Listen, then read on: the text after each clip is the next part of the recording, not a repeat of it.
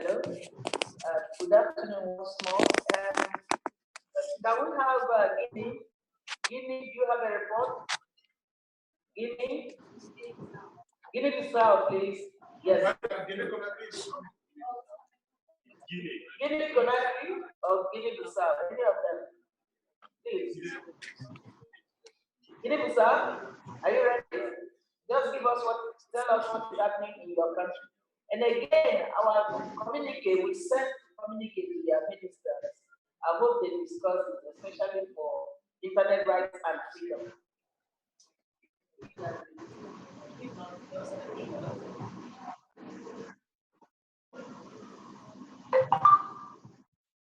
Merci, Marie. On a essayé le dialogue sur le conseil principal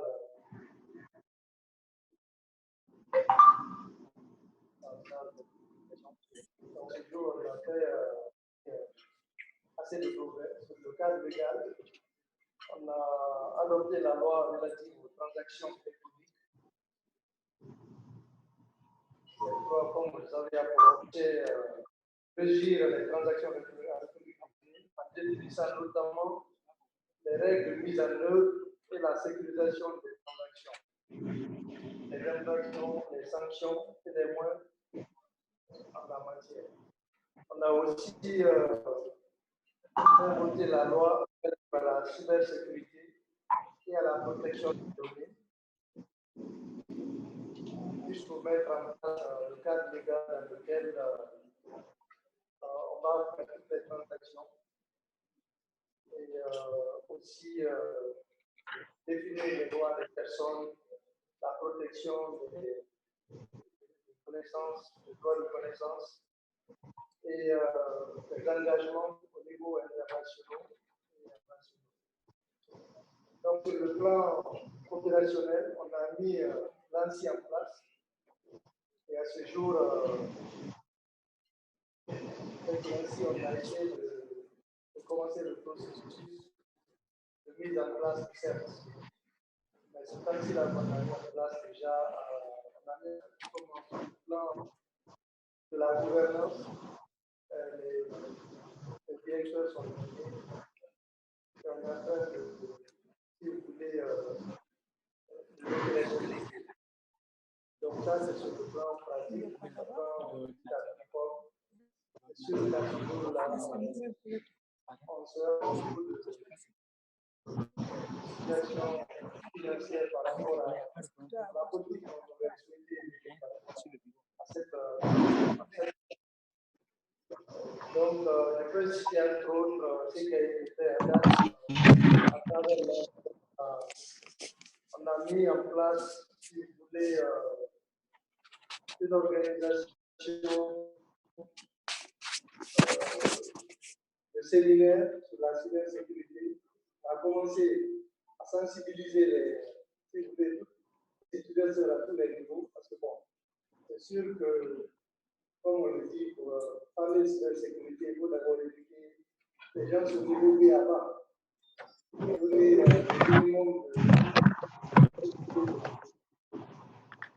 le minimum de précautions que les utilisateurs doivent prendre, et cela à tous les niveaux, que ce soit dans le secteur public, secteur privé.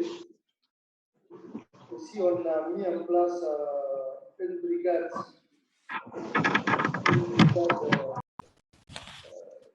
de juristes, de gendarmes, dans le cadre de l'application de la loi, des deux lois précitées. Donc aussi, on a, dans le même cadre, dans l'opérationnalisation,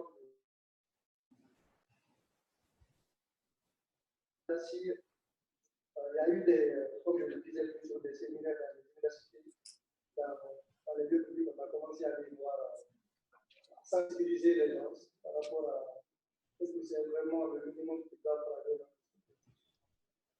Donc, les cadres aussi ont été formés, on a eu à ce jour-là, en relation avec l'OIF, on a fait des séminaires, tout ça dans le cadre de l'opérationnalisation. Alors, je vais dire quand même en termes de mise en place de l'IGF, on a eu des tentatives, mais qui n'ont pas abouti encore. Je suis certain que la prochaine réunion de l'AGF, on viendra ici avec les membres, le représentant de la ville. Et comme vous le voyez déjà, on a pris de l'avance au niveau du cadre légal, au niveau de l'opérationnalisation. Maintenant, il faut maintenant, s'il vous plaît, la dimension de l'AGF va venir impliquer toutes les couches de la vie. Avec cette promesse, on va y travailler. La prochaine, on va venir avec ça. Merci. Thank you very much. Can you just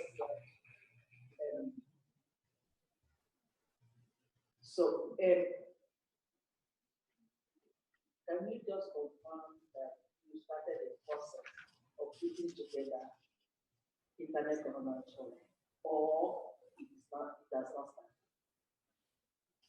Yes, en fait, on a bien commencé, comme je disais, mais j'avoue qu'à ce jour, c'est ISOP qu'on a mis en place. On avait commencé les deux. Bon, en fait, c'était beaucoup plus facile pour nous de mettre ISOP en place que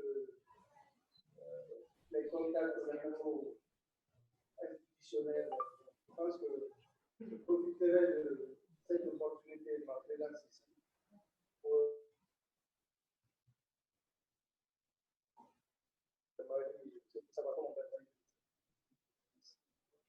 Thank you very much. I would also refer you to the IGF website where we have toolkits on how to start the account together. Let's talk offline. Thank you. All right. Yeah? Yes. Okay. So we go to the next session, cybersecurity and cybercrime. Okay. Building cybersecurity and trust, right? Yes. Okay, thanks.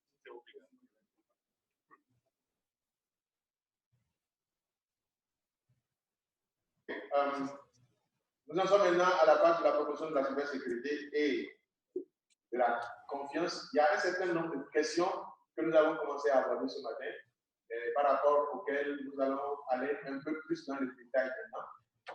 Il y a l'une des questions, par exemple, qui avait concerné comment réduire le commérage sur certains réseaux sociaux ou bien comment éviter des cas de diffamation, parce qu'il y en a beaucoup sur les réseaux sociaux. Ça, ce sont des situations qui se présentent.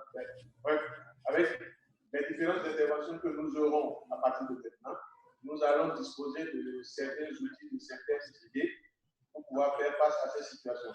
Ce sera géré essentiellement par M. Raphaël Kofi. Il est de la CEDEAO, du département qui s'occupe du département qui s'occupe des technologies de l'information de la communication. Ensuite, nous allons écouter Mme Thiam Fatou, qui est du ministère des DIC au Sénégal. Et enfin, nous allons écouter M. Michael Daïko, qui est à la tête de l'unité de cybersécurité, de lutte contre la cybercriminalité à la police du Bénin.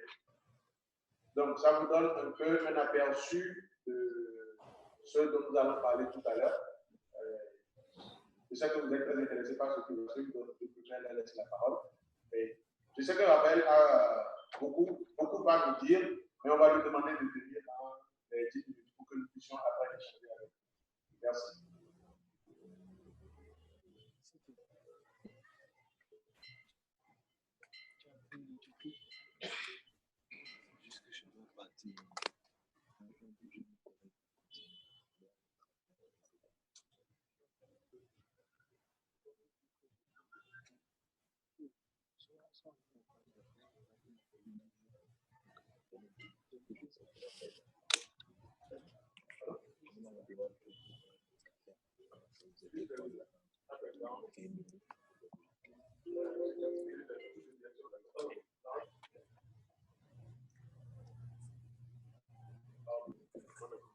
Merci, monsieur le modérateur. C'est toujours difficile à faire un effort aussi compliqué de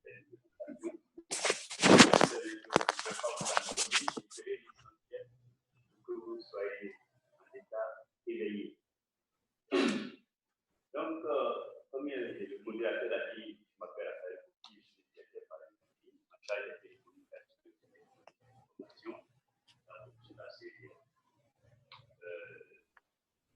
Je voudrais même avoir aux officiels qui sont intervenus ce matin pour remercier encore une fois le gouvernement guinéen pour avoir accepté d'appuyer cette réunion importante. The registrars can then be part. Je voudrais également remercier toutes les personnes ressources qui ont participé à l'organisation de cette réunion, et particulièrement un des gens qui n'est pas là, le président du comité de planification. Donc, je crois que ça peut suivre. Jusqu'à ce qu'ils finissent. Mais nous le remercions parce qu'il a été vraiment très efficace lors de nos discussions. Le thème de ce forum, c'est la sécurité numérique pour le développement et la paix. Donc, avant de parler des initiatives de la CEDEAO en termes de promotion de la cybersécurité et de la confiance, je vais essayer de parler un peu de l'importance des TIC de l'Internet dans notre sous-région.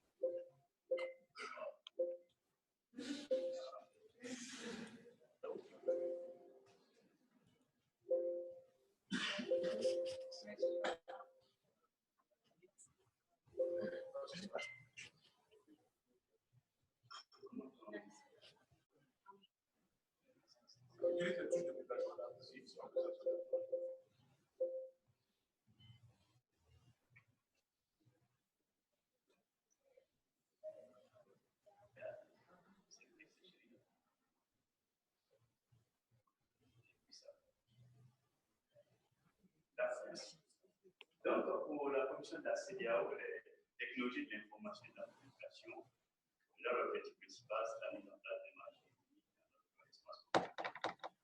Et nous sommes convaincus, à notre niveau, que les TIC constituent le moteur du développement des nations et surtout de l'intégration régionale.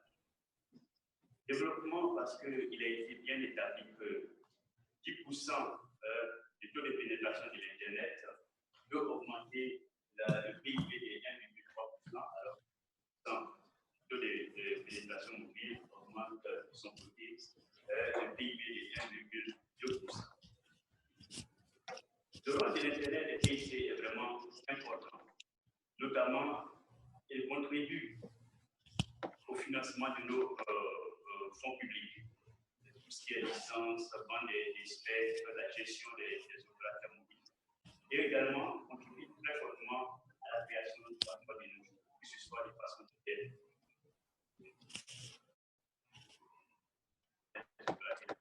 Des services qui vont sécuriser les opérateurs existants. Elle contribue aussi à faciliter le commerce. Aujourd'hui, on n'a plus besoin de se déplacer, commander des articles grâce au commerce.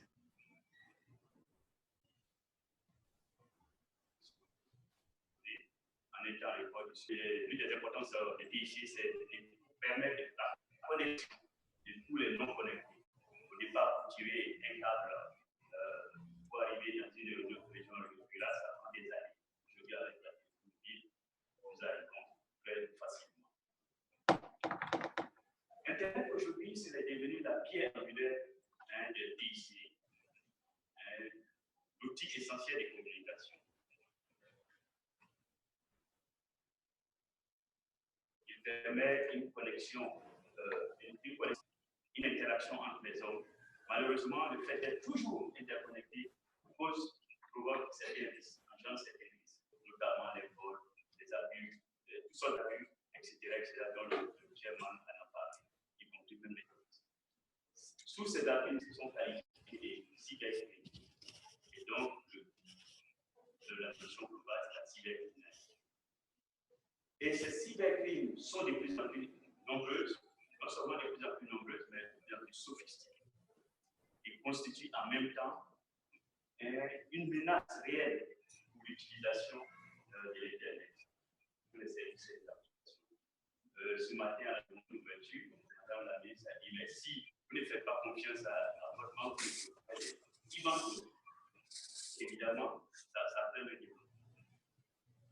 Également, la cybercriminalité freine la paix.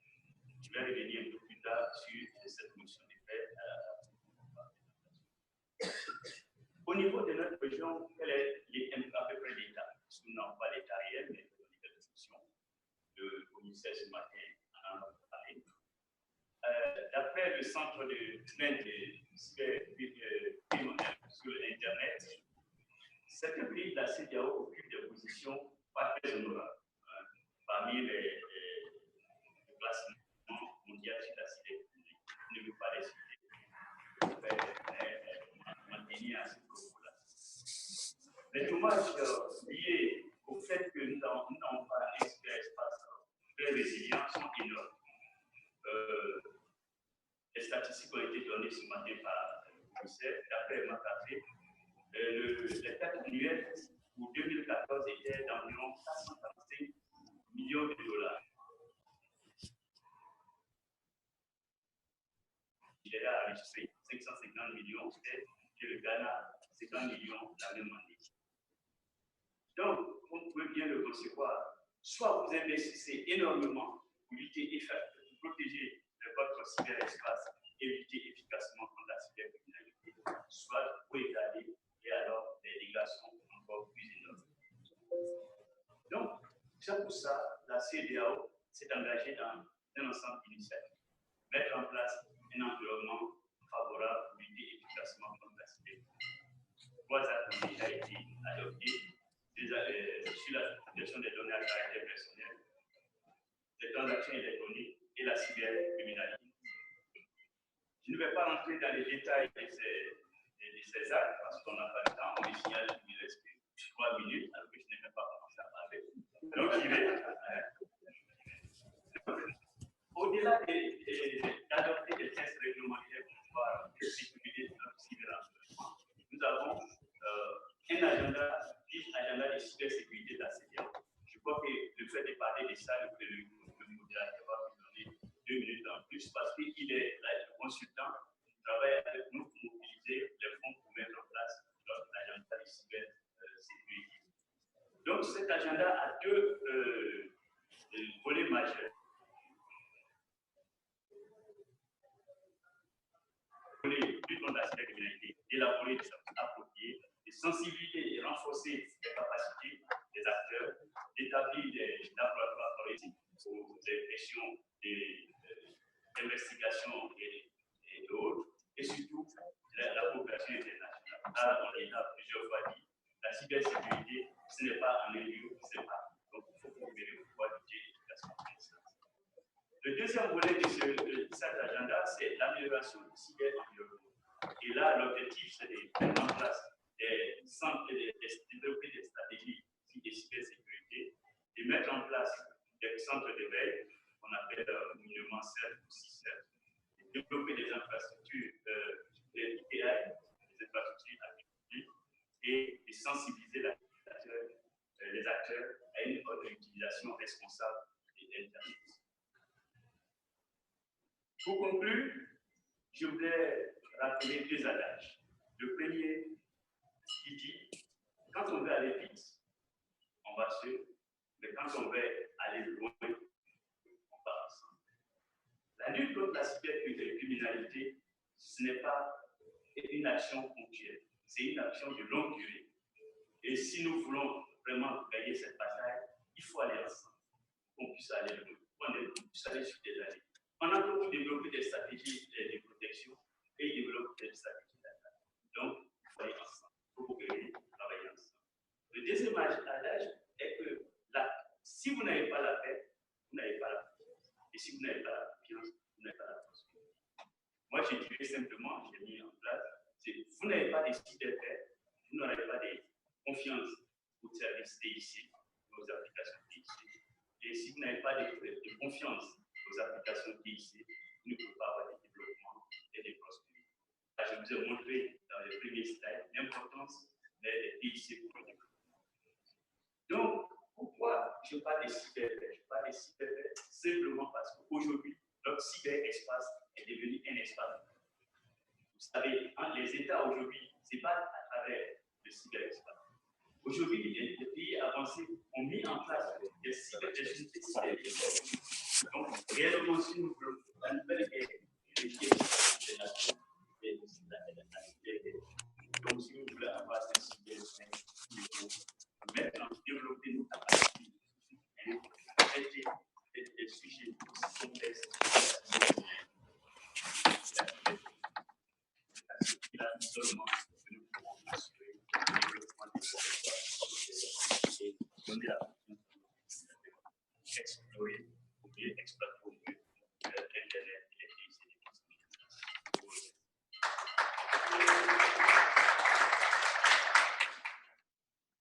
Merci beaucoup, M.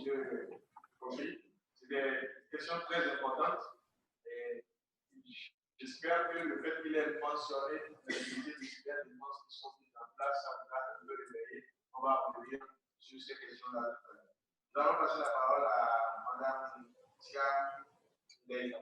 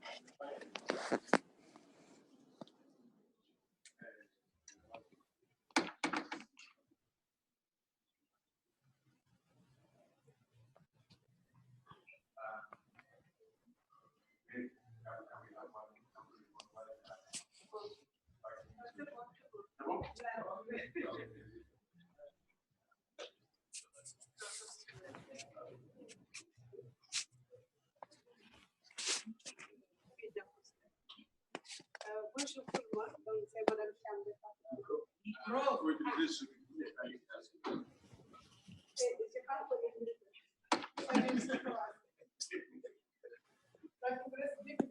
Oui.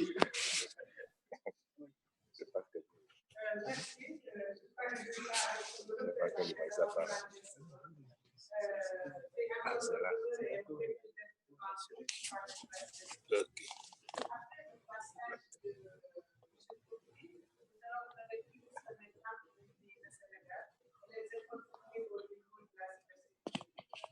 J'ai fait une présentation qui est assez longue des études pour l'information. Nous allons se passer sur certaines slides. Sur la première image, vous voyez déjà que le Sénégal a une politique nationale de lutte contre la cybercriminalité. Donc, c'est l'image qui est en bas, qui est présentée par la police. Je suis fière d'avoir un de nos collègues sur la table. Et donc, pour parler de cybersécurité, il faut d'abord parler un peu des pays. Je ne vais pas me parler comme profil. Mais c'est pour vous dire que ma grand-mère qui est au village ne se soucie pas du tout de la cybersécurité. Ce qui l'intéresse, c'est d'aller dans son temps, de venir à la maison, donc pas d'Internet, pas de WhatsApp. Le problème se pose pas. Donc, le problème qui se pose en cybercriminalité ou cybersécurité, c'est quand on est sur le net, quand on est sur le cyberespace. Donc, comment on y est, c'est parce qu'on a deux réseaux, parce qu'on a un smartphone bien dans le Internet. Donc, au Sénégal, nous avons un réseau, vous voyez ici. La présentation est en anglais, mais je vais parler en français. Donc, un réseau plus ou moins bien maillé. Quelques statistiques avec un taux de pénétration assez important, qui est de plus, ce qui montre l'importance de la cybersécurité parce que presque les bus sont connectés, les personnes aussi sont connectées, les jeunes ont leur smartphone, tout. Et qu'est-ce que le Sénégal a fait au niveau de la cybersécurité, donc des lois aussi bien sur les transactions, sur la cybercriminalité, la protection des enfants et surtout la protection des données personnelles. Et ça nous permet de répondre à la question de l'analyse ce matin. Nous avons une commission nationale de protection des données. Donc, depuis 2008, la commission a été avons aussi au niveau des lois, des décrets qui sont associés. Alors, pour notre cybersécurité, qu'est-ce que nous avons comme environnement? Nous avons l'ensemble d'acteurs qui travaillent au niveau du groupe qu'on a appelé Task Force ou groupe de travail ou working group sur la cybersécurité, qui regroupe l'étatique, donc tout ce qui est ministère, et aussi des acteurs, disons, de la société civile, qui ne sont pas représentés sur cette image, mais qui sont toujours convoqués, qui participent. Il y a l'association de la protection de l'information et d'autres acteurs qui feraient la présentation suivante. Et surtout le ministère de l'Éducation et de l'Enseignement supérieur aussi est associé et ils sont souvent représentés par le laboratoire national. Donc le Sénégal, après avoir fait quelques initiatives de sensibilisation, a essayé d'aller plus loin en étalant la coopération vers la cybersécurité. Et nous avons eu l'opportunité avec le Global Forum de Cyber Expertise, avec l'intervention des Pays-Bas, où nous participons. Nous avons pu avoir cette initiative et qui permet au Sénégal, plus ou moins, de pouvoir renforcer cette partie cybersécurité et aussi faire un peu de formation, de sensibilisation. Alors, donc, cette initiative qui a été initiée, excusez-moi, en 2015, a pu permettre au Sénégal d'obtenir une situation de référence. J'ai essayé de faire cette présentation rapidement pour passer aux recommandations en profitant de notre expérience. Donc, la recommandation, la première que je vais faire à la fin, c'est surtout pour les pays africains, pour pouvoir déterminer d'abord une situation de référence. On a essayé de travailler, on a beaucoup essayé de travailler sur la cybersécurité, mais si on ne sait pas où en est le pays exactement, est-ce que nous avons les infrastructures? Est-ce que la population est sensibilisée? Est-ce que les autorités sont sensibilisées? On ne pourrait pas faire le bon travail. On peut sensibiliser à gauche et à droite, mais on risque un peu de rater la cible. Donc, le Sénégal a essayé avec l'accompagnement des Pays-Bas de faire une situation de référence en utilisant les experts du sport qui sont très connus dans ce domaine.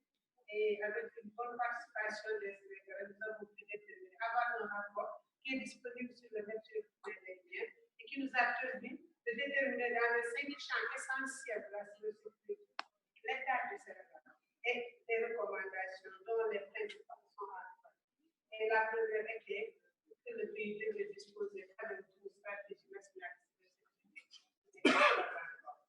Et les autres étapes étaient de faire donc l'implémentation et avoir une stratégie nationale, et aussi quand même mettre en place des infrastructures de cybersécurité comme des CERF, ou des agences de genre ANSI. Et nous avons les liens avec les organisateurs qui vous donneront plus ou moins cette présentation sur les liens, qui est en anglais, en français. Alors, à la sortie de cette situation de référence, le Sénégal a essayé de mettre en œuvre quelques recommandations. Et donc, nous avons pu adopter notre stratégie nationale Sénégal numérique 2025, donc le développement du numérique et de la diffusion, et avec notre objectif très important qui est le territoire, qui concerne donc la cybersécurité et la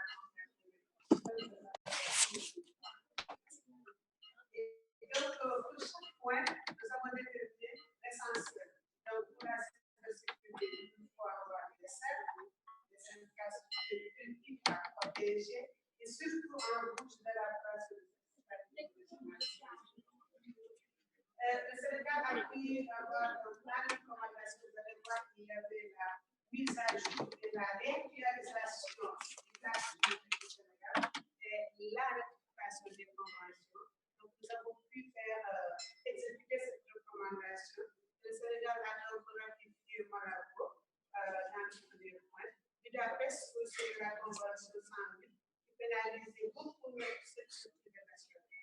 Et le Sénégal a encore mis à jour et en train de mettre à jour, de réactualiser ces lois qui étaient de 2008 et donc depuis 2008 à maintenant ça il faut le réactualiser. Donc nous espérons pouvoir obtenir des résultats. Il a presque terminé.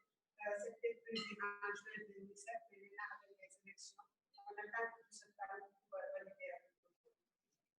Et donc, le Sénégal en a profité pour faire partie du groupe de travail sur la sécurité. Nous avons organisé quelques activités, nous avons élargi la coopération à la Corée, aux États-Unis, en France, avec Annecy. Et l'objectif final sera encore les photos que vous voyez en bas, c'est la société civile qui a organisé avec l'État, des formations sur la protection des enfants, des formations et de la sensibilisation au niveau des universités. Et le challenge pour le Sénégal, c'est de finaliser cette stratégie nationale de sécurité, de pouvoir organiser et améliorer la formation. Parce qu'actuellement, on n'a pas beaucoup de formation officielle au niveau des universités sur la sécurité. Et ce qui commence, ce sont des masters. Or, tout le monde sait que la sécurité touche jusqu'en bas. Donc, il va falloir que le ministère de l'Éducation et de l'enseignement supérieur s'en occupe pour mieux travailler cette partie sur la sécurité. Et à la fin, quand on aura finalisé notre stratégie qui va se terminer d'ici 2 mois, on pourra commencer les implémentations. Et nous allons continuer les échanges avec les pays africains. C'est vrai que nous essayons d'étendre la coopération internationale, mais quand même, la coopération régionale est la plus appropriée. Et donc, j'ai les 4 recommandations présidentes pour terminer. La première, c'est que nos pays africains doivent s'appeler à avoir ces documents de référence, comme je disais. Le deuxième point, c'est surtout essayer de ratifier par le Budapest et Malabo. Nous avons participé à une réunion le mois dernier où les pays africains vraiment peinaient à ratifier ces conventions. Et il est urgent, surtout pour Malabo, qu'on puisse les ratifier. J'ai essayé de m'attarder à fixer des dates en disant qu'on devrait pouvoir le faire d'ici décembre 2017. Aussi élaborer au moins des stratégies nationales de sécurité. Et ça, je donne le délai de juin 2018. Et aussi, là, j'ai quelques recommandations pour ECOWAS qui va aider les pays pour organiser la deuxième rencontre régionale avec les Pays-Bas, donc au moins en 2018. Et surtout, faire un renforcement de capacité pour les pays. Je reste aux autres images qui fait une bonne sensibilisation. L'Internet, c'est moins difficile. Et là, je parle aux jeunes. Ne vous laissez pas influencer. Ne laissez pas votre smartphone vous proposer un lien, accepter d'abord et vous accepter. Il faudra bien essayer de prendre 2 minutes, lire avant d'accepter.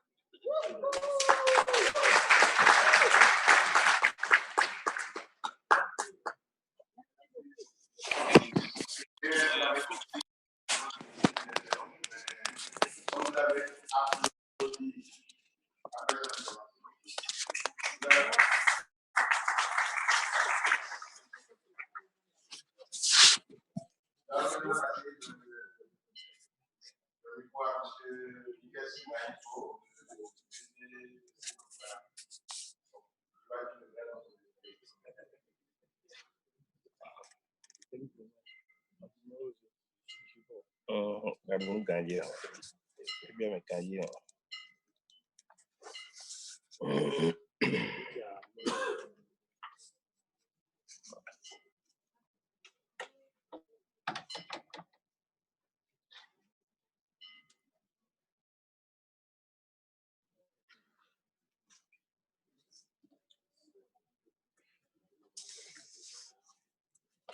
Merci. J'ai été déjà présenté, donc c'est plus la peine de me présenter. Alors, je vais aller droit au but. Le sommaire consiste à faire l'état des lieux de la cybersécurité et la confiance numérique. Ensuite, je vais vous parler des tendances actuelles en ce qui concerne les menaces. Et là, il y a 2 sortes de menaces. Les menaces des individus. Les menaces qui pèsent sur les individus. Les menaces qui pèsent sur les institutions et entreprises.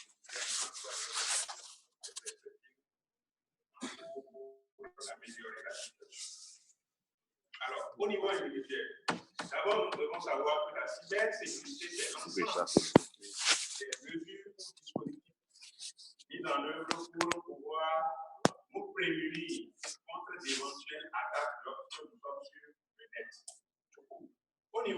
individuelle. Quel est l'état des lieux? Nous constatons que très peu d'utilisateurs maîtrisent ou se préoccupent aujourd'hui des règles lorsqu'ils doivent aller sur le net. Alors que je suis sûr qu'aucun d'entre nous n'a laissé sa chambre d'hôtel ou n'a laissé son domicile ouvert pour se retrouver ici. Avant de quitter chez nous, chacun a pris des mesures pour s'assurer que derrière lui, rien de grave ne va se passer. Ça doit être normalement le cas lorsque nous sommes sur Internet. Mais malheureusement, soit par ignorance, soit par négligence, nous y allons sans nous préoccuper des règles. Je suis sûr que si nous évaluons ici, à l'intérieur de la salle, on aura au minimum la moitié qui ont leur smartphone qui ne sont pas connectés. Et pourtant, tous les jours, nous faisons les mêmes choses avec nos smartphones qu'avec nos ordinateurs. Nous protégeons les ordi, mais nous laissons les smartphones pensant que par les smartphones, on ne peut pas nous attaquer. Ce sont là de mauvais comportements que nous développons et qui, derrière, nous ramènent des conséquences dramatiques. Alors, les statistiques au niveau de l'Office central de répression de la cybercriminalité, à la fin du premier semestre de cette année, ont montré que 81% des personnes victimes de piratage de comptes électroniques et de chantage à la webcam l'ont été parce que imprudentes au départ ou ne maîtrisant pas les règles de sécurité lorsqu'on est sur Internet. Ne maîtrisant pas les règles, ils ont cliqué sur des liens sans chercher à se préoccuper derrière de ce qui peut arriver.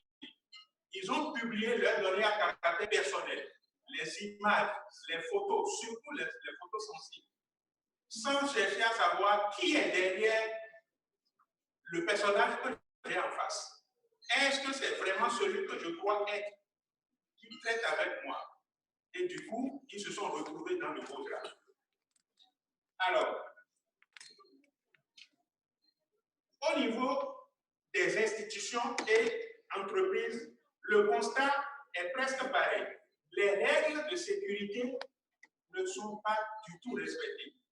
Très fréquemment, nous constatons que dans des entreprises, même des entreprises les plus sensibles, régulièrement les employés insèrent des clés USB qu'ils amènent de chez eux dans des ordinateurs de service. Or, une clé qui passe partout, vous ne pouvez pas maîtriser ce que ça comporte. Résultat, malgré le dispositif sécuritaire mis en place par l'entreprise, la sécurité n'est pas garantie. Également, l'absence d'organes au niveau des entreprises, et ça c'est une culture qu'il faut corriger. Nous notons qu'au niveau de ces entreprises, très peu se préoccupent de l'évaluation des risques. Or, à chaque fois, il doit avoir un organe au niveau de ces entreprises pour évaluer les risques et anticiper sur d'éventuels cas d'attaque, ce qui n'est pas le cas. La plupart des dirigeants de ces entreprises relèvent au second rang, comme l'ADA dit les premiers panélistes, relèvent au second rang les préoccupations de sécurité informatique parce qu'ils estiment que ce n'est pas urgent. Ce qui n'est pas vrai, parce que lorsque l'attaque est là, la perte est énorme et nous allons constater ça tout à l'heure. Au troisième niveau, là, c'est le niveau étatique. Malheureusement, jusque-là, le Bénin ne dispose pas encore d'organe national de gestion des incidents, de prévention et de gestion des incidents. Je veux parler de sortie. Heureusement que le code est voté, on va voir ça plus tard. Et en deuxième position, surtout au niveau étatique, nous ne disposons pas encore de loi sur la stratégie de cybersécurité. Tout ça là fait que nous sommes un peu vulnérables actuellement. Alors, quelles sont les tendances actuelles en ce qui concerne les menaces sur les individus? Comme vous le constatez à l'écran, de plus en plus aujourd'hui, le phénomène monte en puissance. Rien qu'à la fin du premier semestre de 2017, l'Office central de répression de la cybercriminalité a évalué 79% des cas d'attaque au niveau des individus. Et 21% sont allés au niveau des institutions. Et là, nous allons le constater dans quelques instants, c'est essentiellement des entreprises qui gèrent de l'argent. Je veux parler des institutions financières et des banques qui sont attaquées actuellement. Et le groupe que vous avez en face, aujourd'hui, ça témoigne de ce que nous entendons dans la société. De plus en plus, ils associent à la pratique de cybercriminalité, les pratiques de charlatanisme pour pouvoir être plus efficaces. Donc, en 2 ans, à la fin du premier semestre, nous avons dénombré 244 cas d'état. Et le préjudice, rien qu'au niveau des individus, là, il n'y a pas de préjudice des entreprises, nous avoisinons déjà le milliard à la fin du premier semestre, c'est-à-dire 30 juillet passé. Alors, le circuit emprunte souvent les sous. Je suis toujours au niveau des individus. Le circuit emprunte souvent les sous. Nous constatons à travers le schéma qui est à l'écran que les victimes, pour la plupart, sont en Europe, quelquefois les complices également, mais les auteurs sont chez nous en Afrique. Nous allons constater qu'au niveau des entreprises, la tendance est presque inversée. Donc, les sous quittent l'Europe, font le circuit pour se retrouver en Afrique, lorsqu'il s'agit de l'escroquerie des individus. Et quelques cas qui constituent le grosse menace qui pèse sur les autres actuellement, nous avons en première ligne les cas d'escroquerie au sentiment ou chantage à la webcam. Je ne vais pas perdre du temps pour vous définir, pour vous dire ce que c'est. Je suis sûr que tout un chacun de nous ici a été tenté une fois et doit savoir ce que c'est. En deuxième position, nous avons les cas de piratage de comptes électroniques. C'est en train de monter en puissance actuellement. Il n'y a pas de jour où l'office ne dénombre pas ce strict dans ce sens. Les internautes sont souvent imprudents, cliquent sur des liens ou bien vont dans des cyber. Et là, je vous permettez de citer un exemple que j'ai rencontré. Il y a quelques mois en arrière, un professeur d'université qui a stocké plus de 10 ans de recherche sur son compte électronique. Malheureusement, le compte a été classé. L'office n'a rien pu faire. En troisième position, les cas d'achat-vente en ligne. Et en quatrième position, nous avons les faux frais entre particuliers. En cinquième position, nous avons les fausses bourses ou fausses offres d'emploi. Et là, si vous permettez, je donne également un cas de la jeune Moldave qui pensait gagner un emploi sur Internet, a eu un billet d'avion, s'est retrouvée au Bénin, sauf qu'une fois sur place, elle a été déposée dans une de nos clauses, son passeport confisqué, elle était livrée à la prostitution. Difficilement, elle a réussi à joindre ses parents qui ont réussi à arrêter la politique. Les faux contrats de bail, c'est également une réalité qui fait ravage actuellement sur les réseaux. Alors, s'agissant des menaces des entreprises, nous avons 2 formes d'attaque actuellement. Il y a les cas d'attaque par ransomware. Et à ce niveau, essentiellement, les auteurs sont en Europe, plus précisément en Europe de l'Est, et essayent d'étudier les vulnérabilités qu'offrent nos entreprises, le système de sécurité informatique de nos entreprises ici, et les attaques essaient de crypter les bases de données et exigent en retour des rançons. Il y a de cela quelques mois en arrière, un réseau bancaire a perdu en moins de 24 heures plus de 3 milliards de francs. Alors, deuxième forme d'attaque, c'est le cas de récupération de mots de passe, soit par complicité avec elle, soit par exploitation de vulnérabilité. Et là, je vais citer le cas que j'ai géré il y a à peine un mois. Le cas est devant le tribunal de Sokoto actuellement, où un réseau bancaire s'est fait avoir. Et le mode opératoire, c'est que le poste de Dakar, le poste de la banque basé à Dakar, a été infecté. Et c'est par là que les cyberhackers ont réussi à récupérer tour à tour les mots de passe, aussi bien du Mali, du Bénin, du Togo, du Burkina et du Dakar. Et dans la même semaine, ils ont perçu de l'argent dans tous ces pays. L'ensemble des montants avoisinent le milliard. Une partie du réseau est démantelée, le dossier actuellement devant la justice. Alors, comme je vous le disais, ici la tendance c'est que les criminels sont en Europe pour la plupart. C'est vrai qu'il y a des complicités chez nous.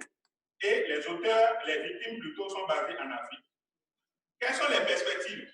Les perspectives ici, c'est qu'au moins, il y a eu le vote.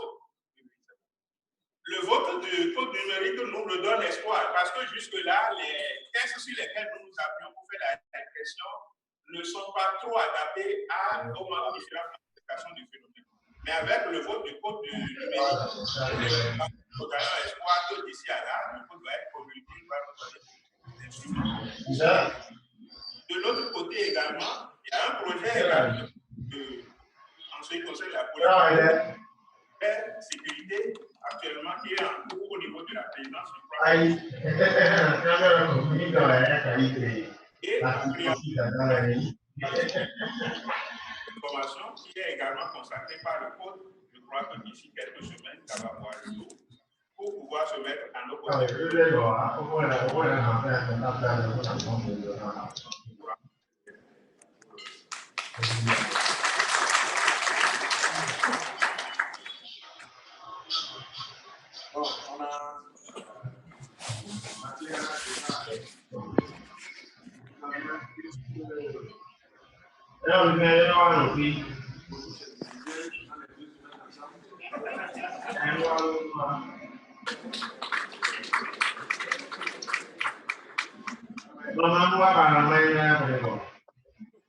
pour que vous puissiez dire à tout le monde comment est-ce que vous envisagez, vous voyez les solutions à ces différents problèmes. Contrairement à ce que je vais expliquer, je ne connais pas ce que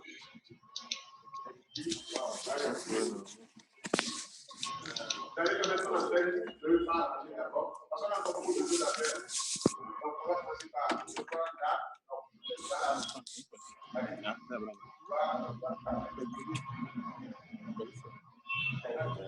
Si vous voulez vous dites vos noms, prénoms, votre affiliation, moins de 2 minutes si possible. Merci beaucoup. Thank you very much. My name is Peter. What I would like to raise is that government has been identified as terrorist contact or actor in fighting cybercrime.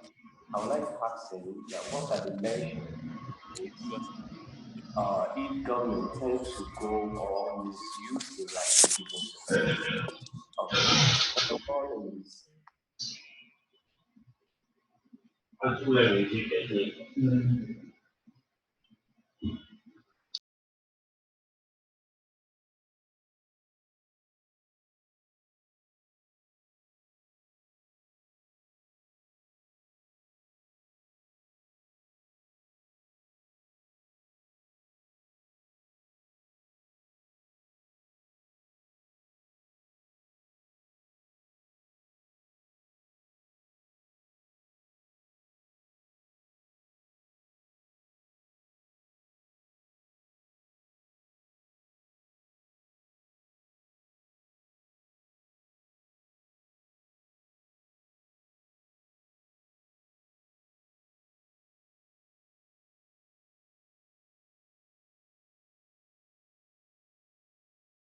merci.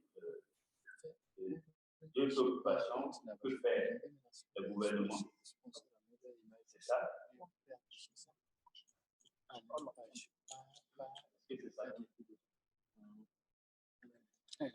not what governments are doing. Now, what are the measures in place in case government misuse the rights given to them? Yes, by the people fighting cybercrime. And also, another the second question is now government are now going against the wish of shutting down the internet. Are the users now cyber criminal? Thank you. Ok, je pense qu'il y a une session qui est dédiée à ce sujet. Mais ce que je voudrais dire, il y a des gens qui l'ont déjà souligné, il faut savoir peser le pour et le contre de l'utilisation de l'Internet. C'est pourquoi ce que nous recommandons, c'est l'utilisation responsable de l'Internet. Ce n'est pas parce qu'on dit l'Internet est un droit humain, l'Internet c'est la liberté de l'utiliser, qu'on doit l'utiliser de façon abusive. Donc, il faut savoir l'utiliser de façon responsable, n'est pas passer des informations fausses. Si vous passez des informations fausses, vous devenez des cybercriminels. C'est normal. Donc, ça, il faudrait que ce soit clair entre nous. Vous avez la liberté d'utiliser l'Internet pour vous former, pour vous éduquer, pour vous développer, mais vous ne devez pas utiliser l'Internet pour causer des torts, et que ce soit à un individu ou à un gouvernement. Voilà. Merci. Oui, je voudrais porter un peu plus de précision par rapport fait, l'intervention de l'État en matière de cybersécurité, très nettement. L'intervention de l'État, c'est juste pour identifier les infrastructures et mettre en place une stratégie pour pouvoir prévenir les cas d'attaque. L'État ne peut pas intervenir n'importe comment. Je crois que nous sommes dans un état de droit, je ne veux pas dire, où les tests chaque pouvoir a ses limites. Et si l'État ne veut pas faire pouvoir, je crois que quand nous sommes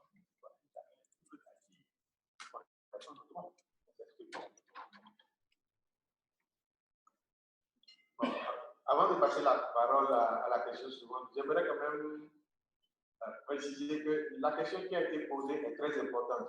Nous avons des États qui sont très forts. Et la question c'était bien précise. Qu'est-ce qu'on fait lorsque c'est l'État qui est en faute, qui nous induit en erreur, qui utilise mal cet outil et qui nous réprime avec cet outil?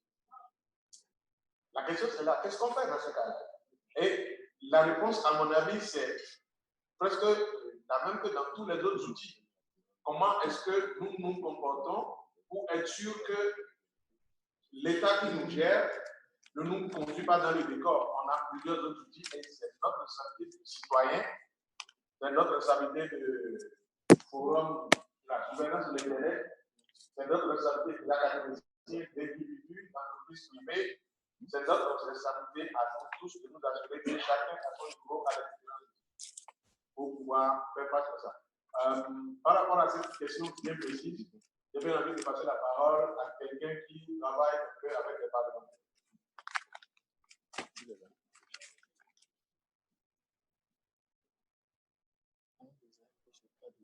Effectivement, il se pourrait, dans certains cas, que ce soit les pouvoirs publics, ou du moins ceux qui ont. Christian Parfait Aoyo, je suis conseiller technique président de l'Assemblée nationale chargé du numérique. Donc, j'ai eu la chance de suivre le processus qui a abouti au vote du Code du numérique au Bénin. Cette question s'était réellement posée dans la phase la gestion des données à caractère personnel, la confidentialité, les secrets de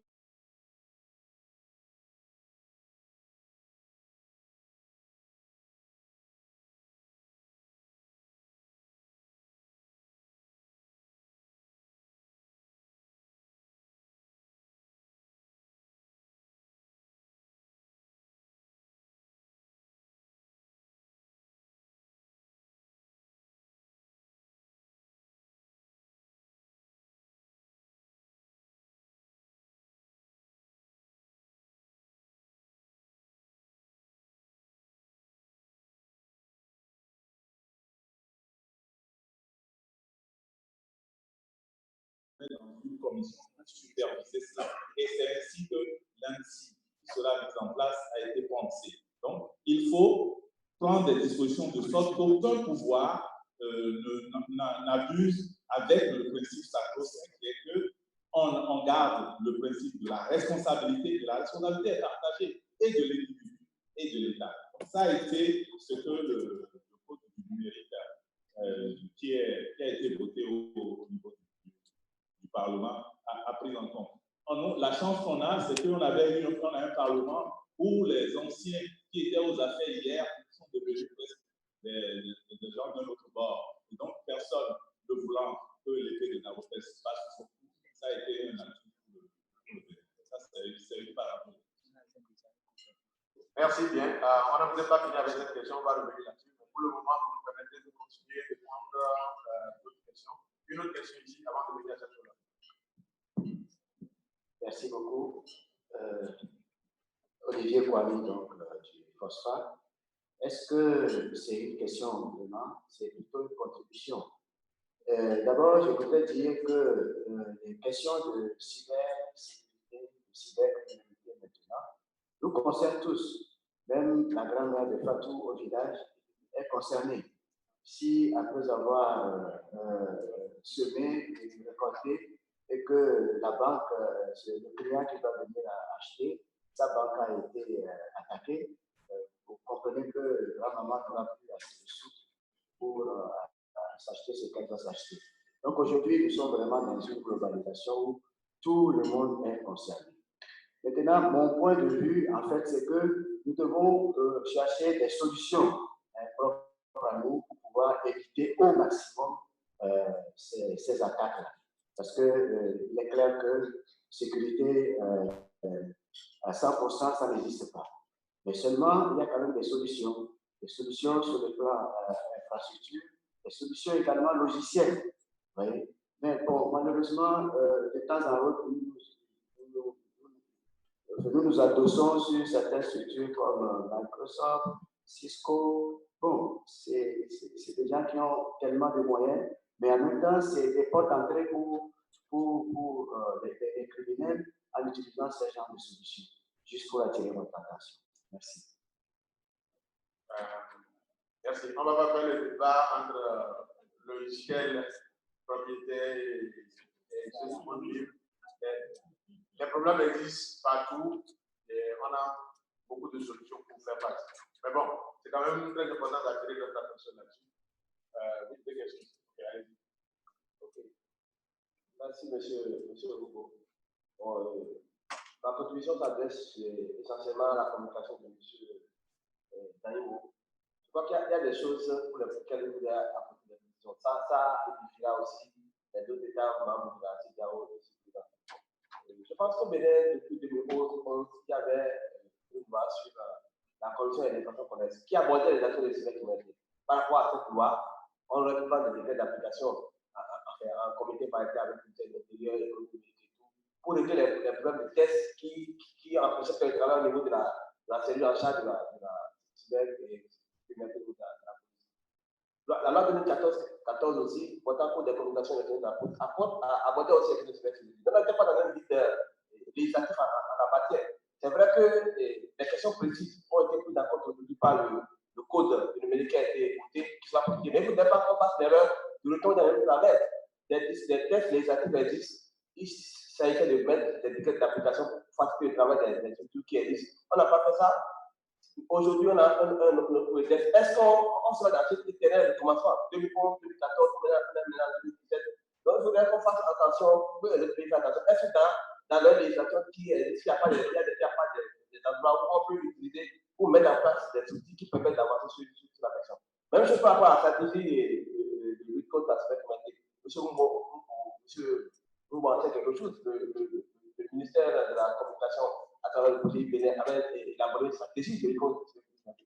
Et c'était une commission mise en place entre le ministère de l'Intérieur, le ministère de la Communication, qui a suivi qui avait proposé la mise en œuvre du CCF déjà en 2013 et 2014. Donc, il y avait quand même quelque chose qui était fait par le ministère en charge de la communication pour aborder cette question de cybercriminalité. Aujourd'hui, on est dans une histoire de commencement. Il ne faudrait pas qu'on tombe dans les. Donc, j'invite les États membres ici présents à faire attention à leur disposition législative qui est dans leur pays pour voir s'ils peuvent s'appuyer ça pour mettre en place des outils pratiques pour lutter contre la cybercriminalité. Au lieu d'attendre un vote de loi qui passe pas du temps. On a la chance de Bénin, le code est passé. Ce n'est pas évident. Ça se passe comme ça dans le pays. Donc voilà la question que je vais faire à la présentation, monsieur. Merci bien. La deuxième. Il y a des gens qui sont contents qu'on nous rappelle que quand on a des textes, il faut les appliquer. Je suis totalement d'accord avec eux. Quand on a des textes, il faut les appliquer. Si on ne peut pas les appliquer, on met ce texte à la poubelle et on va les appliquer. Oui, moi je m'appelle Sultan Koudou, de Technologia. Bon, en fait, je veux abonder dans le même sens que l'ami de l'autre colonne qui parlait tout à l'heure des logiciels libres. C'est vrai, on ne va pas faire une guerre entre le monde propriétaire et le monde libre. Cependant, il est important de souligner que en matière de sécurité, cybersécurité, c'est qu'on a besoin d'intervenir sur les 7 couches de la norme aussi. Et dans ce sens-là, si nous prenons les logiciels qui sont propriétaires, la plupart du temps, on n'a pas accès à leur code source. On ne sait pas ce que les gens écrivent derrière pour pouvoir infiltrer notre système d'information afin de colporter les données et en faire ce qu'ils veulent. Et donc, moi, ça m'a toujours étonné qu'en Afrique, nous nous disons souvent que nous sommes, je ne sais pas, un continent d'avenir, mais la plupart du temps, quand on organise des forats, c'est pour trouver des solutions qui, la plupart du temps, ne sont pas adaptées à nos réalités. Parce que je conçois mal que dans un pays pauvre, on puisse donner le libre cours, par exemple, à un logiciel dont on ne connaît pas le code source. Première chose, la fois passée, on a été attaqué sur Windows. Nos services publics ont été aussi attaqués. Heureusement, nous, on n'est pas tellement riches pour qu'on nous demande assez de rançon.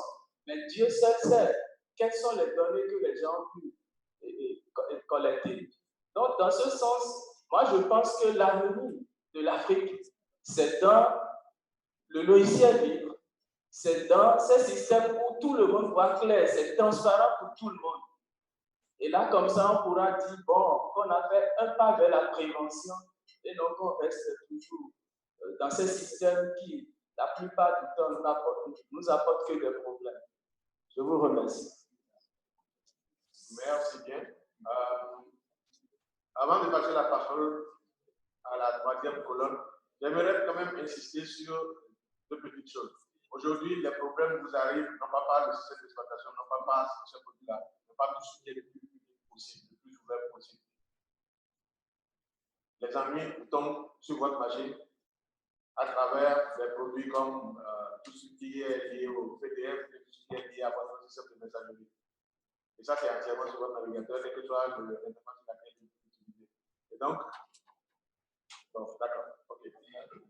On va pas faire ce débat-là. Si vous le permettez, non, on va passer au suivant parce que c'est quand même assez tendanciel, votre avis là-dessus. Donc, on va le gérer autrement. Il y a deux questions ici. Donc, on va prendre plutôt. On va prendre deux questions ici, mais la première question que je pose, c'est celle de la dame. Bonjour à tous.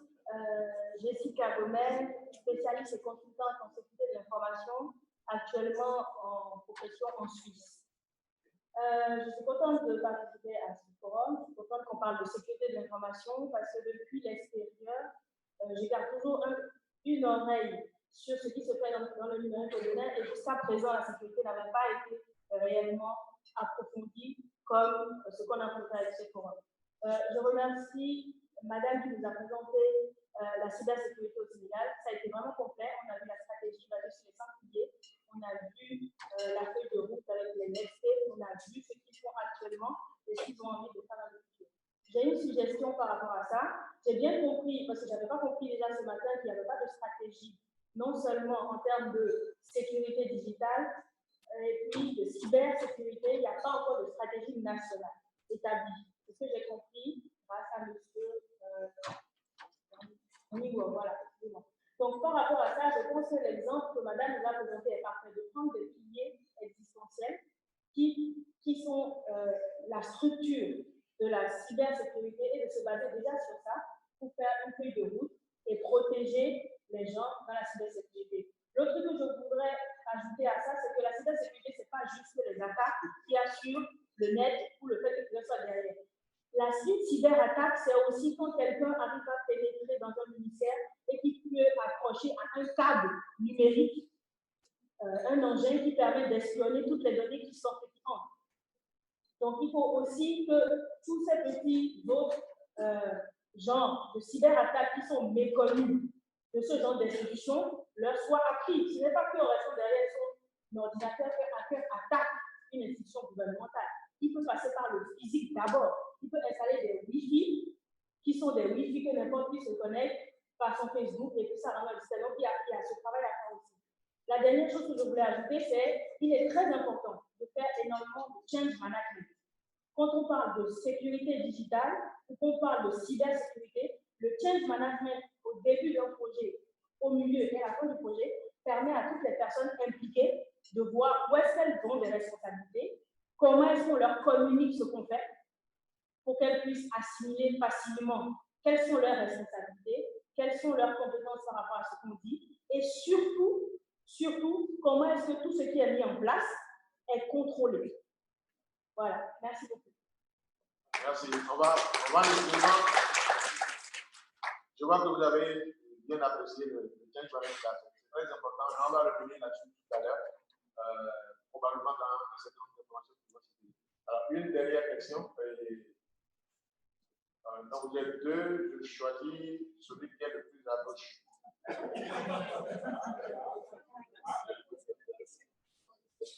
Bonjour, je m'appelle Arnaud Sécondi. Je représente Omni Consulting, en fait, une mise à part l'aspect cybersécurité de notre travail, mais nous sommes également une start-up dans l'éducation. Donc, on travaille beaucoup avec les enfants. Dans l'ensemble des interventions qu'on a suivies depuis ce matin, mis à part Mme Paty, je pense qu'on n'a pas, je n'ai pas encore reçu l'intérêt qui était mis sur les enfants, sur leur sécurité et la manière dont nous allons envisager de les accompagner sur Internet. Donc, j'aimerais déjà qu'on en parle un peu plus peut-être d'ici demain et qu'on n'oublie pas que tout partira de la base. Parce que les acteurs du futur, ce sera sûrement eux. Et si on ne leur apprend pas comment utiliser ou mieux utiliser les outils, ça va être beaucoup plus compliqué.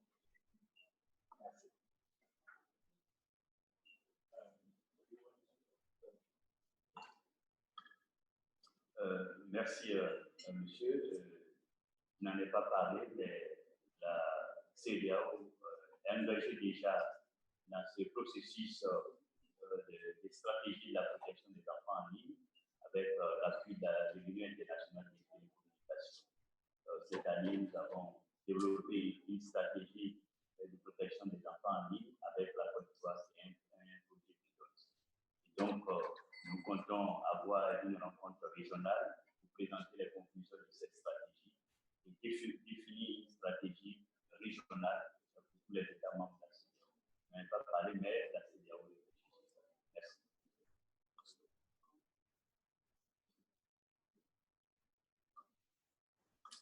Comme il avait dit à l'exception de Fatou, c'est pourquoi je ne voulais pas trop répondre. Mais je crois, comme disait Kofi, c'est un phénomène très important et tout le monde est conscient de la cyber-délinquance ou de la cybercriminalité, surtout par rapport, je chercher le mot. Quand on parle de cybercriminalité au niveau de l'Afrique, c'est surtout des abus par rapport aux enfants. Donc, c'est très important et je crois que dans toutes les stratégies nationales que nous allons mettre en place, les enfants auront une part très importante. C'est pourquoi nous essayons d'aller pour la formation juste en bas pour pouvoir les sensibiliser dès le début. Donc, je crois que, comme il a déjà dit, l'UT et la CEDEAO travaillent tous les pays en fonction de ça. Merci pour vos contributions. Je tiens à remercier les uns et les autres. Moi, j'ai pris tout ce qui a été dit comme plus de contributions. Je crois que j'ai pris bonne note pour les éléments qui me concernent. C'est vrai, par rapport aux enfants, le temps imparti n'a pas suffi. Sinon, en réalité, comme le dernier intervenant l'a souligné, c'est une préoccupation majeure. Parce qu'au niveau de l'office, il nous est déjà arrivé d'aller chercher des délinquants et de retrouver des garçons de 10 ans. Alors, un enfant de 10 ans qui se retrouve déjà dans un milieu de cybercriminel, imaginez quand il aura 20 ans de sexe. Donc, et beaucoup plus, ils rentrent dans ce système par suivi. Les parents étant beaucoup plus au dehors. Le papa et la maman sont au bureau. L'environnement essaye de les embobiner, de les traîner vers cette affaire. Donc, au niveau de l'office, nous avons identifié quelques partenaires et de plus en plus, nous organisons, on ne fait pas que la répression, on identifie certains établissements scolaires et on fait des descentes pour sensibiliser les enfants par rapport aux risques qu'ils courent en allant vers ces milieux-là. Je crois que j'ai pris bonne note, nous allons également approfondir travailler pour tout ça. C'est ce que j'ai à dire. Merci bien à tous nos panélistes. Il y a encore beaucoup de choses dont vous auriez aimé qu'on continue de parler. J'en suis tout à fait conscient. Mais nous allons déjà partir sur la base de ce qui nous a été dit maintenant, tout ce qui est fait en termes de stratégie au niveau de la région, au niveau de nos différents pays, et comment est-ce que nous-mêmes, à des niveaux individuels, nous devons transformer cette stratégie-là. J'ai beaucoup apprécié la référence à la gestion du changement que nous devons chacun à notre niveau pouvoir intégrer dans notre quotidien. Je vais vous demander de remercier les panélistes et de vous remercier pour votre contribution. Et on se retrouve tout à l'heure.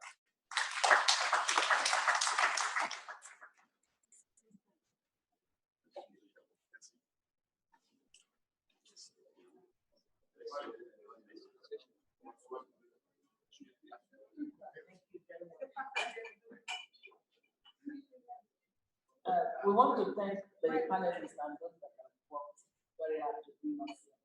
The truth is that we are happy ECOWAS is here, the commissioner, and in ECOWAS, apart from the fact that we are talking about our countries, we are going to, all your contributions will be recorded in our communique, which you are sending to your ministers of communication or ICT, whatever you call the minister. So that at the end of the day, if there are countries that have not started strategy for cybersecurity, they should take cue from those that have started. I know some that have done their strategy, some that are on the process, and some that have completed. Please, the essence is that this dialogue should not end here. This dialogue will get to our country. And I know that Kofi will present the next minister meeting of the ECOWAS, all these contributions, so that we see how we can put our people on the know of what to do when it comes to cybersecurity, especially the child online education. I'm happy that that one is being mentioned. And Kofi, I think we should do all we can to make sure that we start the process of child online education in our region. The next set of people that are going to make presentation are our presenters from Benin. We have a presentation on infrastructure for access to government services. Adede and Adede, one.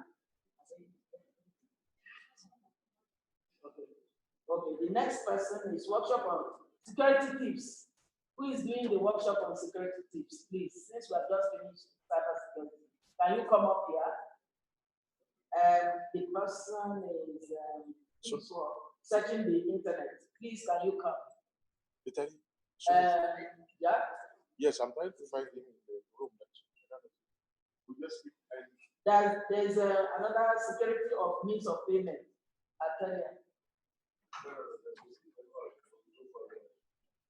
Okay, while they are coming, let's take a country. While you are making them ready, let's take a country.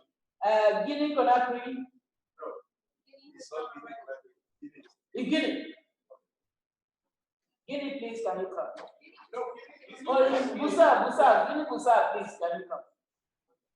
Guinea Busa, please. He's not here, go to Liberia. Oh, can we have Liberia? Liberia. Camara? Okay, sorry. Please, can you come? Tell us what is going on here. Why Niger will get ready? Niger, are you ready? Always ready. Okay, why Camara is coming? Can you come? Can you come, Niger? No, Camara is there. Oh, Camara, please. Camara, please.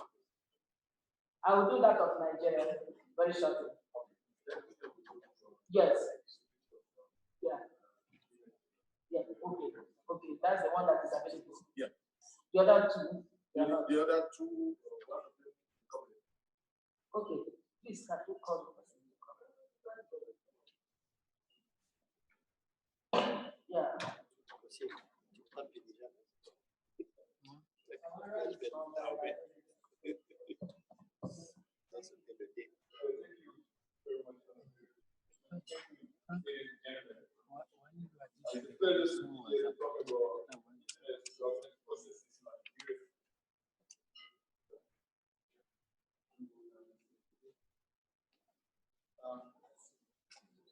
Nigeria has been an important partner in the West African Internet Governance since its inception. had 2 national processes across the year, and we look forward to organizing another one for this year. In specific relations to the issues of cyber security crime, is the reality that the users of the internet will have to first put themselves in a state to ensure that the internet is used in a more professional and a more useful way. We draw this to the fact that across the next 2 months, the Liberia IT Secretariat, ISOC Liberia, and the President of Liberia will be organizing events ahead of the elections. That we all pretty much aware, social media is an important part of the internet across the world. And heading to elections in October, already political parties have started complaining that their opponents are happy with the count of messages that they do intend. And it's already an issue. So we organized a event to work with media, especially social media activists and activists from political parties. We need a space to be better. There are people who already think that the internet at some point should be closed. And for those of us who insist that the internet should have no time to be closed, then we need to work with people who are palatable for the most closed. Otherwise, in the national internet space, the Internet Governance Secretariat is also working with the Ministry of Telecommunications with support from Info AI, Affordable Internet for All, to revise the Internet policy for Nigeria. The current policy and strategy that we have is expiring in 2017, and we are high-level conversations to revise it. The vision will also include provisions on the latest trends in the internet industry, like shut down and oppose net neutrality. So these are issues that have come up. The companies, the private companies that provide services, it's just not business to provide service, and the government or related organization would twist their arms, it's just a business, my business to provide service. That security issues are also in our policies, such that the organizations that are talking about telcos to fund themselves as morally responsible to ensure that people are free to express themselves, at the same time ensuring that the internet provides quality service for all.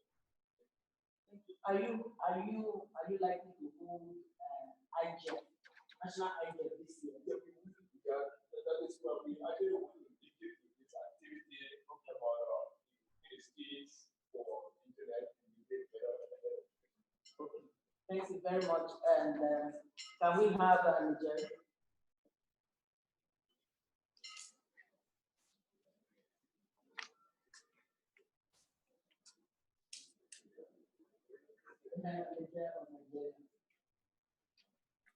Bonjour, messieurs, dames. Je me prénomme professeur Hamadébi. Je suis donc du Niger, je suis le point local de Niger. Donc, pour parler de la gouvernance de l'Internet au Niger, juste un petit rappel, il y a 9 mois, on avait organisé le même pour le Niger. Nous comptons pour l'année académique 2016-2017. Nous projetons de tenir le IGF national au mois de novembre. Donc, on se remet un peu des centres de la partie du dernier magique. Ça coûte beaucoup d'argent, ça coûte beaucoup d'implications, beaucoup de frottement, on va dire, pour les ingénieurs, c'est pas facile à faire. Alors, pour le Niger, il y a 2-3 petites choses que je voulais apporter comme formation. La première des choses, c'est que nous sommes aussi en train de mettre en place le point d'échange de XP Niger. Pour cela, nous avons choisi une méthode plus ou moins originale qui a été adoptée dans notre pays. On a processé une association. Donc, on a présenté au ministère de l'Intérieur, on a mis la reconnaissance. Dans cette association, on a tous les opérateurs de téléphonie, on a le gouvernement, on a tous les fournisseurs d'accès à Internet et on a tous les académiques, donc,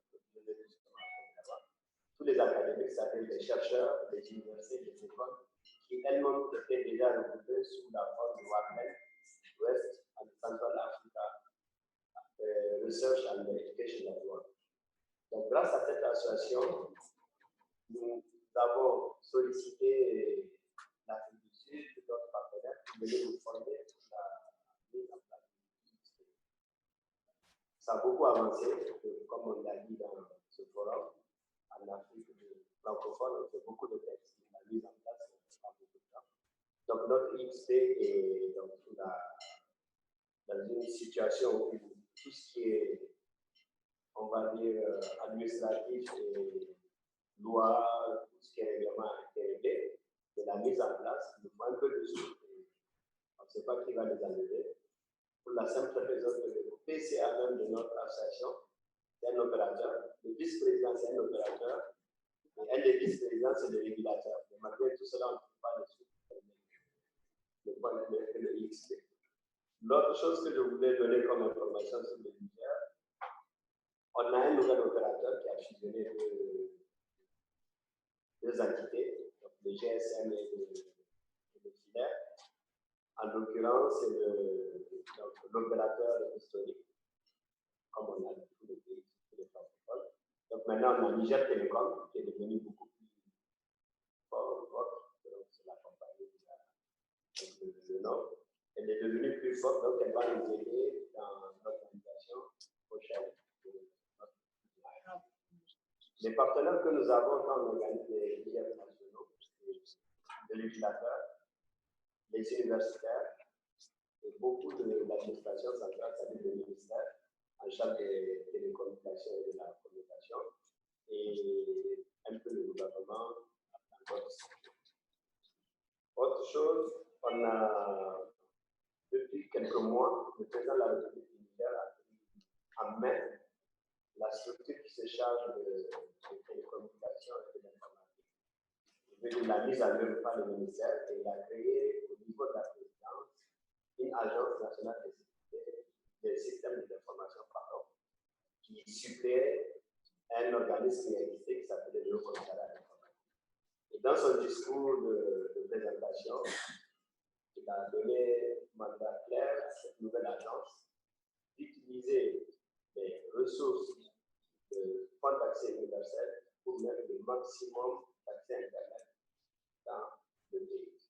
Vous savez, on l'a dit ce matin, chaque fois on se dit comment faire pour aboutir à fermer les gaps entre les grandes villes et les petits villages.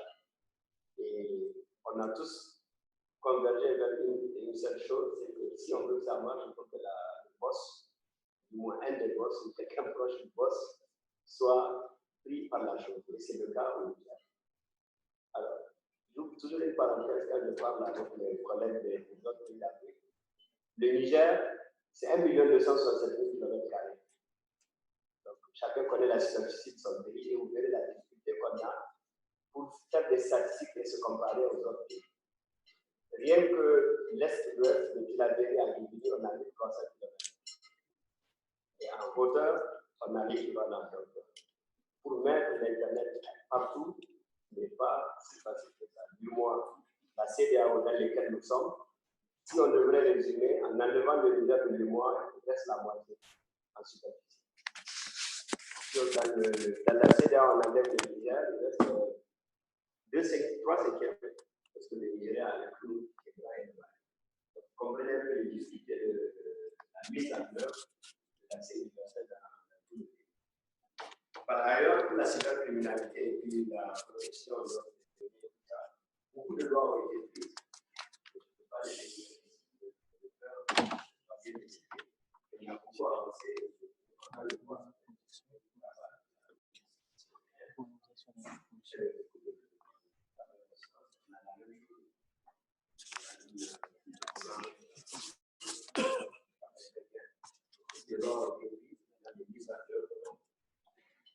Sont là et les discuter, c'est souvent l'harmonisation avec l'UMOA et l'harmonisation avec les Merci. Thank you very much.